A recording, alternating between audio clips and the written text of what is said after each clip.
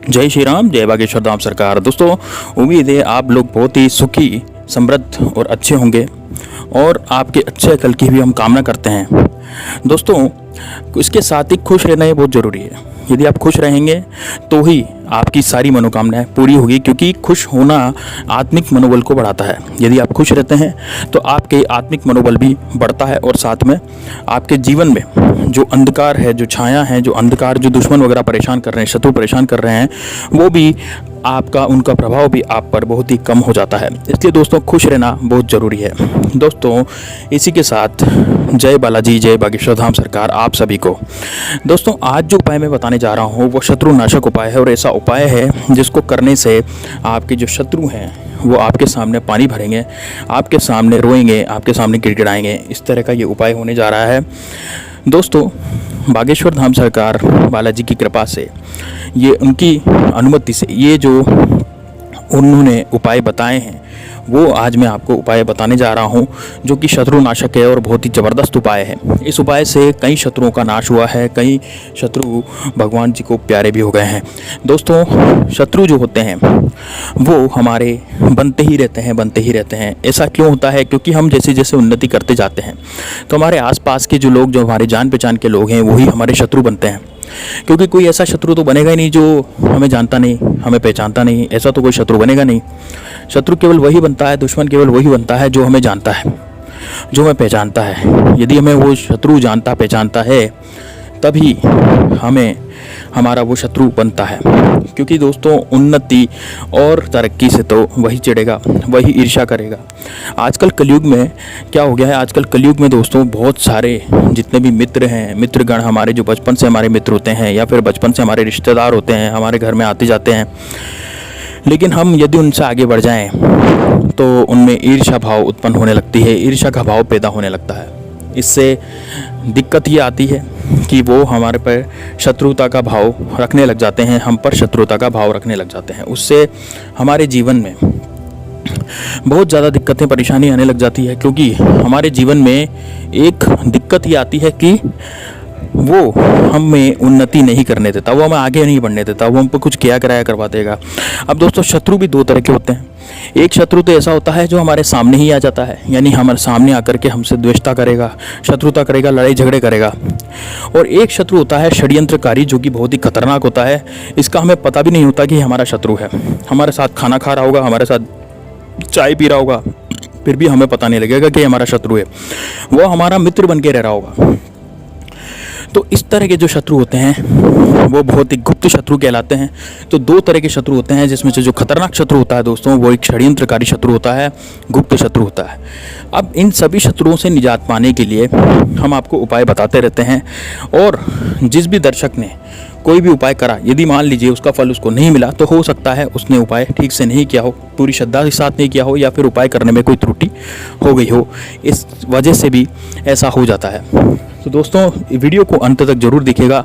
आज मोर पंख वाला उपाय मैं आपको बताने जा रहा हूं, जो कि शत्रु का नाशक, इतना बड़ा शत्रु का नाशक है दोस्तों कि आप खुद चकित रह जाएंगे। क्योंकि बागेश्वर धाम सरकार बालाजी की कृपा से मैं आपको ये उपाय बताने जा रहा हूं। राम जी की कृपा से सब कुछ सही होगा। राम जी की कृपा से ही आपके जीवन में जो दरिद्रता और भूखमरी, जो गरीबी, जो शत्रु ने पैदा कर दी है, जो शत्रु ने जो गंदी स्थितियां पैदा करती हैं, वो सारी स्थितियां भी सुधर जाएंगी। साथ ही साथ आपका जो शत्रु है वो भी नेस्तनाबूद हो जाएगा, उसके चीसड़े हो जाएंगे दोस्तों। उसकी हालत ऐसी हो जाएगी कि वो अपनी खुद की भी नहीं संभाल पाएगा। तो फिर वो आप पर ध्यान क्या देगा?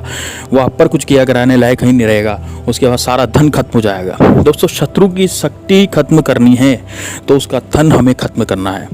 यदि आपने उसका धन और माया खत्म कर दी तो उसकी शक्ति तो वहीं खत्म हो जाएगी। क्योंकि जिसके पास धन और माया खत्म हो जाती है, उसके पास उसके जीवन में कुछ भी नहीं रह जाता, वो पूरा ही बर्बाद हो जाता है। तो दोस्तों, यदि हमें शत्रु की धन और माया खत्म करनी है तो फिर हमें इस तरह के उपाय करना ही पड़ता है, इस तरह की बातें करनी ही पड़ती हैं। तो दोस्तों, भगवान श्री कृष्ण ने गीता जी में कहा है कि कोई आपसे द्वेष करे, कोई आपसे राग द्वेष रखे और कोई आपसे शत्रुता करे, तो हमें भी उसका दंड हाथों हाथ ईंट का जवाब पत्थर से देना चाहिए। ये भगवान श्री कृष्ण ने गीता में कहा है। इसलिए शत्रु को निस्तनाबूद करने में भी कोई बुराई नहीं है। यदि शत्रु हम पर कुछ किया कराया करवा रहा है और शत्रु हम पर द्वेष रख रहा है तो, और शत्रु की वजह से यदि हमें परेशानी उठानी पड़ रही है, तब भी हमें ये सब करना ही पड़ता है। दोस्तों, आज मैं आपको जो उपाय बताने जा रहा हूँ ये मोर पंख का उपाय है और ये हनुमान जी का उपाय है।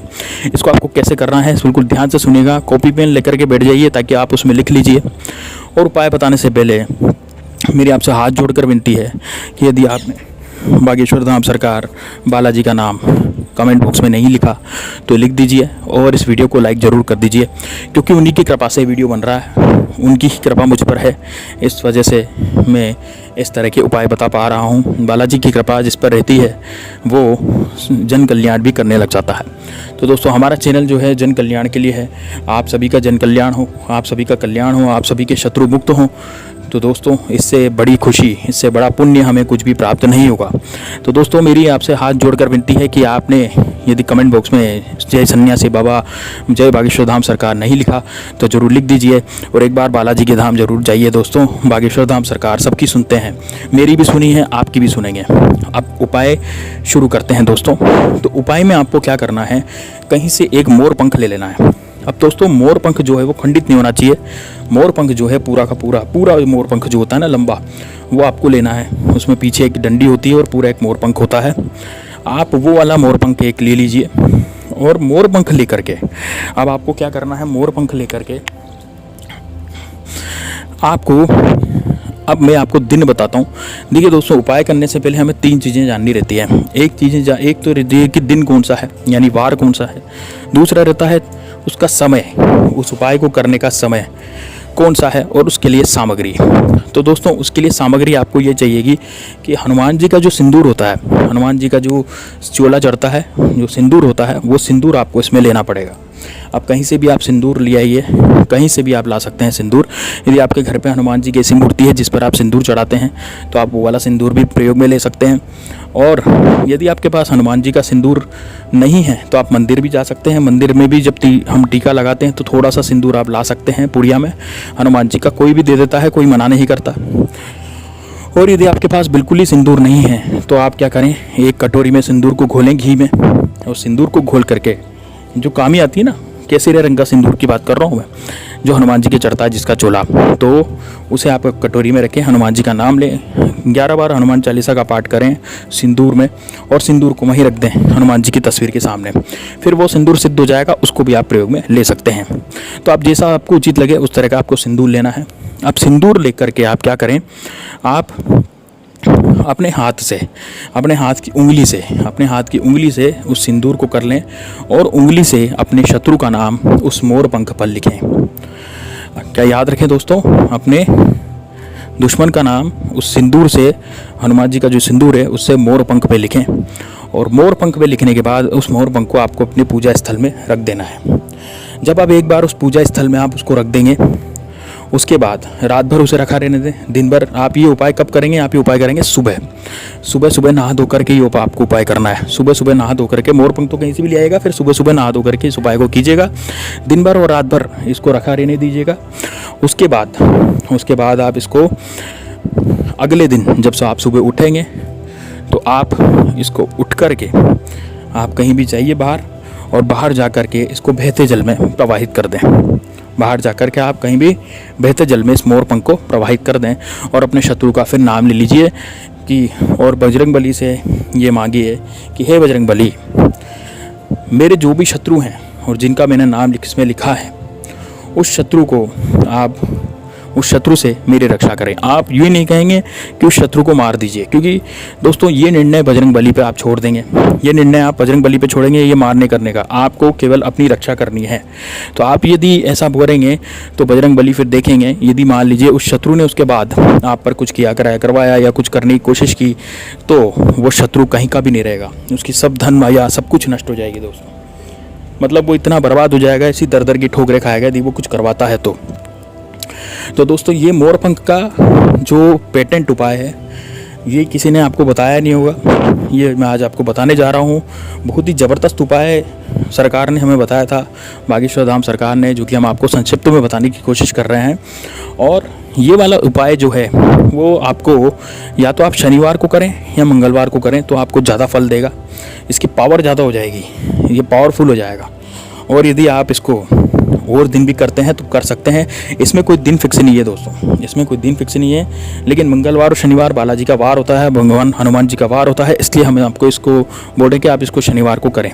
तो कल शनिवार है, आप इसको कर सकते हैं, या कल मंगलवार है तो आप इसको कर सकते हैं यदि आपने इस वीडियो को आज देखा है तो।